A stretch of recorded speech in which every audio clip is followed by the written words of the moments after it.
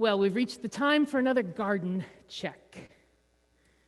Here is the garden we've been growing. We have some excellent growing going on. There were people in the building last week who told me I should not trim it. I should not chop anything off. And so we have some wild growing with wild abandon. But you know what? I don't see any strawberries yet. I do not see any strawberries.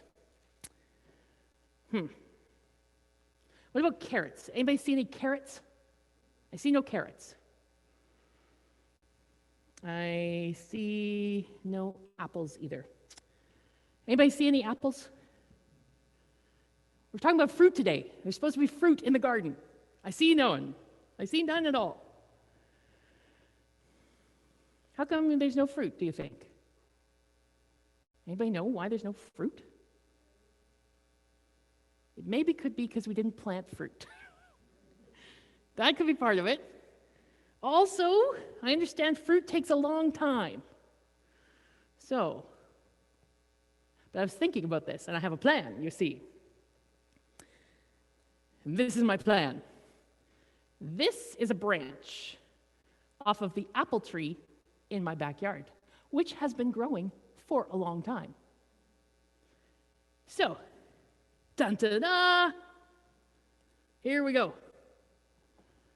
Apples. Okay, I don't have apples. All right, never mind. Apples sometimes take a long time. So this is also from my backyard. This is off of the raspberry bush. This is a raspberry cane. I thought maybe we could get raspberries. Here we go. Dun-da-da. Raspberries. No. Okay, well, do you think if I just am patient, I will get those things? You think so? What do you think? Do you think if I just wait, that'll produce raspberries and apples for me?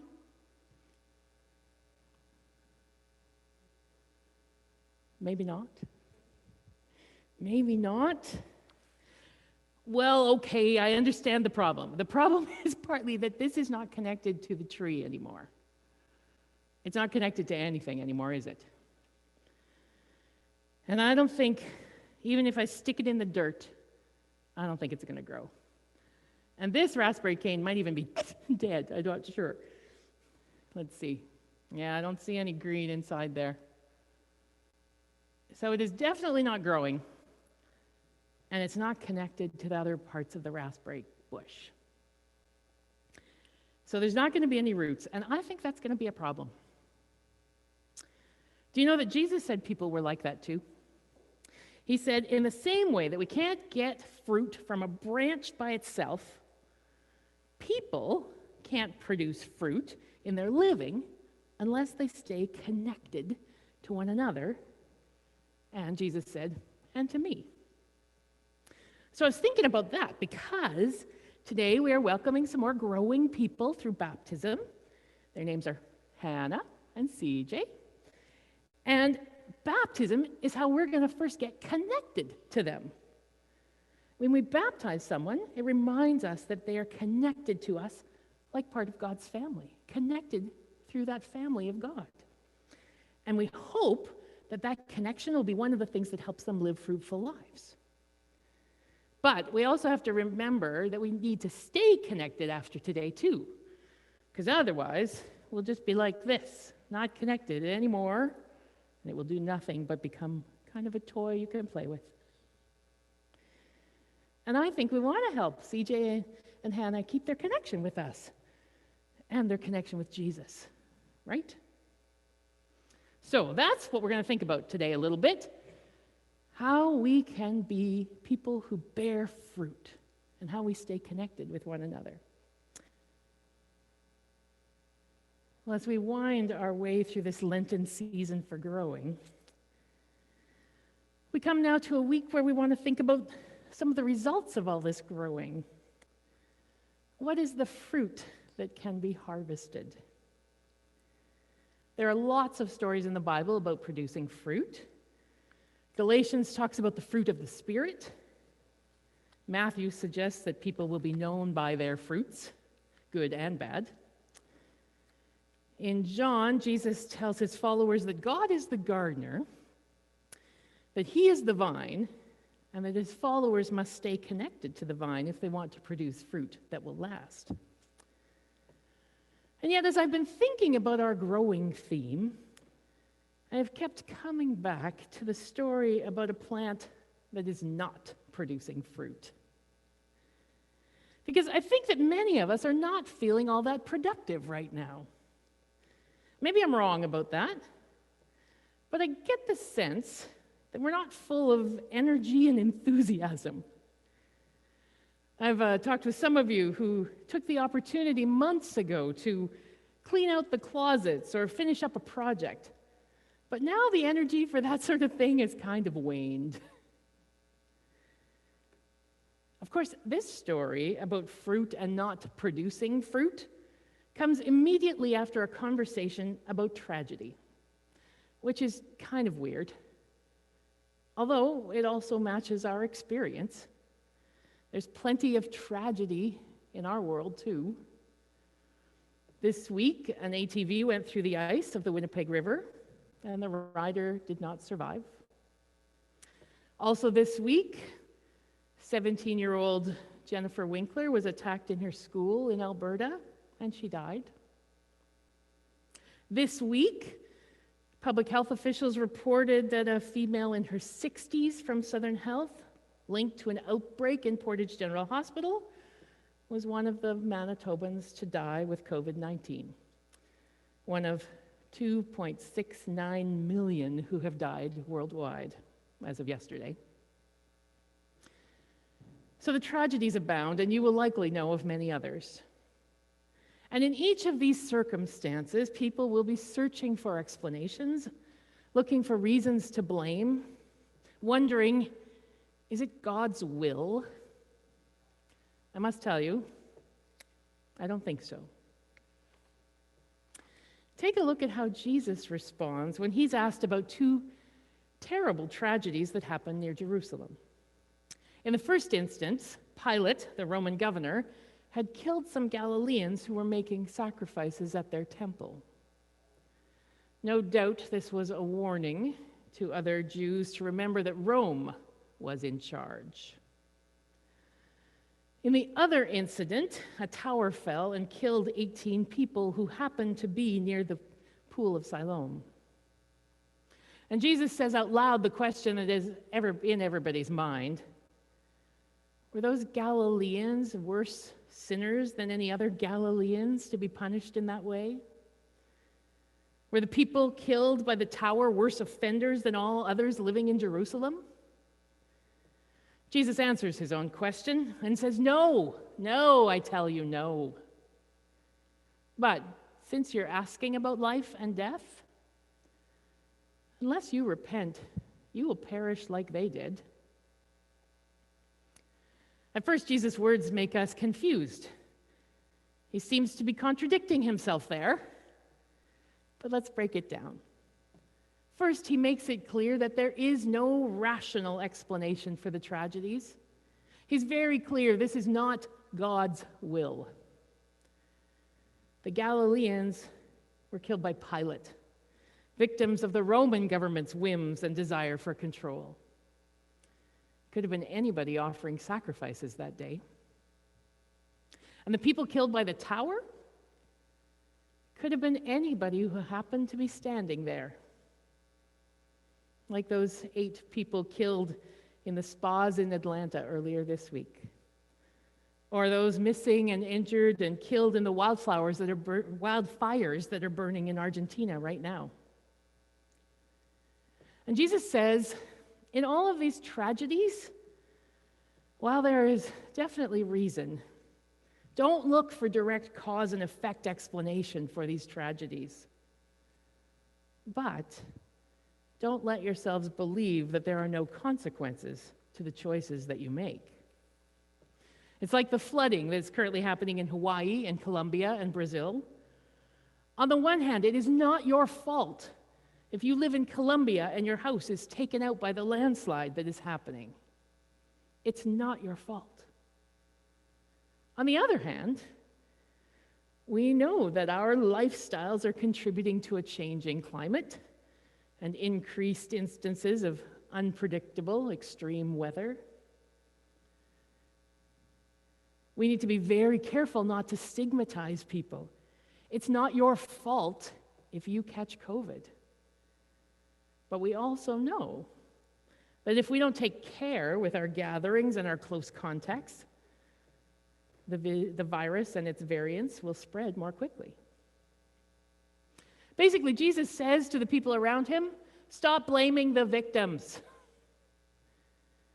But let these senseless deaths awaken you to your own life and how your life affects the people around you, affects the world around you. Which leads him then to this story about a fig tree and its fruit, or lack of fruit. His followers might have remembered that John the Baptist talked about this fig tree too. With John the Baptist, it was a warning. What was it he said? Oh yeah, even now, he said, the axe is lying at the root of the trees. Every tree that does not bear good fruit is cut down and thrown into the fire. And so Jesus' version starts out exactly as they remember. Man had a fig tree planted in his vineyard. He came looking for fruit on it and found nothing. And he says to the gardener, for 3 years I have come looking for fruit on this fig tree, and I've found none. I have been patient. I have waited. Cut it down. Why should it be wasting good soil? Jesus' followers were not prepared for what he said next. The gardener doesn't cut down the tree. Instead, the gardener says, wait, leave it, just for 1 more year, until I can dig around it, put some manure on it. If it bears fruit next year, isn't that great? If not next year, then you can cut it down. Jesus is much more about compassion than judgment. And in this time, when I think many don't feel particularly fruitful, this is a very welcome message. Although this statement also has me thinking about what it even means to be fruitful. I think many might assume that it means that fruitful is accomplished. You get a lot of stuff done. But after reading this, I'm not so certain. The gardener talks about digging down, loosening hard soil, putting manure there, adding fertilizers of life, like defeat and mistakes and failures and sickness and pain and suffering. Things that help us grow, help us get in touch with strengths we never knew we had. But none of those help us climb a ladder of success, do they? Henri Nouwen wrote, we're called to be fruitful, not successful, not productive, not accomplished. Success comes from strength and stress and human effort, not maybe human error too. Fruitfulness comes from vulnerability and the admission of our own weaknesses. Putting this all together reminds me of a story that Edward Hayes wrote, inspired by this fig tree that didn't produce fruit. I'm going to read you just a portion of it. The fig tree sighed inwardly. Who wants to be themselves if they're only a fig tree? The fig tree, you see, thought that figs were too common. She tried to be an apple tree for years, but no apples appeared on her branches. She even went to college and took all the courses necessary to become a pear tree, but no pears appeared. She then resorted to taking a home correspondence course called How to Be a Banana Tree. From this and all her other efforts, only frustration and the fruits of failure grew on her. I need to find a job that I can enjoy, said the fig tree. A job and a vocation, replied the gardener, are two very different things, my dear fig tree. A vocation has about it a sense of mystery. But a job is like a task. It's something to be done, not lived. A vocation comes from your very roots, from deep down in the dark depths of yourself. And you have fig tree roots. If you don't feel like you have accomplished a lot, it's quite okay. You don't have to. But if you are not living the life to which you have been called, maybe that's less okay. Do you know what it is that is being called forth from you, from your roots? What meaning would Jesus find in you? What heart work does the gardener want to do in you? Could there be fruit from your living? Tragedies around will continue to wake us up and remind us that our time is limited, but being scared to death only robs us of hope. That's when life starts to seem arbitrary. If I die, I die. It's nothing I can do, so why bother? It's into the midst of that kind of despair that Jesus brings stories about gardeners. A gardener who comes and says, don't cut the tree down. Let it alone for another year. You see, it's the gardener's will that we live. And there is a sense of urgency. Don't wait. Look at your life and dare to ask the hard questions. Am I stingy in my love for others? Am I withholding forgiveness for old wrongs? Am I refusing to believe that I can be forgiven, carrying from year to year this growing burden of guilt? Am I so busy hiding that I've forgotten how to live? Jesus digs at us with these questions. Jesus digs at our hearts in the stories of tragedy and injustice around us. What have you done, Jesus asks? What have you left undone? Such questions, like the parable of the fig tree, are things that move us toward fruitful living. And if no fruit is to be found yet, do not despair. The gardener is not giving up on any of us. Just keep going. Keep growing. There is always hope. And who knows, maybe this will be the year for figs.